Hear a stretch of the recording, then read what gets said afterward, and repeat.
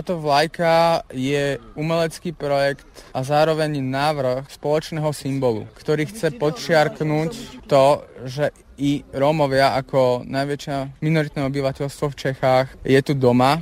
Tento symbol mal otvoriť diskusiu o vzájomnom spolužití súčasnom, minulom, ale i tom budúcom. Proč jste zrovna šáhli na vlajky a nenašli jste nějaký jiný symbol, co by nás spojoval? Proč zrovna vlajky? Ja som sa snažil nájsť taký symbol, ktorý je zrozumiteľný pre všetkých. Česká vlajka, jde česká vlajka, romská vlajka, jde romská vlajka. Jo, volali už mi z Ukrajiny, volali mi z Maďarska, z Rumunska. Co tady blbneme, co chceme dělat, jestli se chceme odtrhnout od světové organizace romský, jestli se stydíme za to, že jsme Romové. Jak já jim to mám vysvětlit? Ako by si to vysvetlil bližšie? Ja som romantický človek, veľmi galantný, ale relatívne slušne vychovaný. Sa snažím vždy naznačievať svoju vlastnú osobnosť. To znamená 2 deci vína,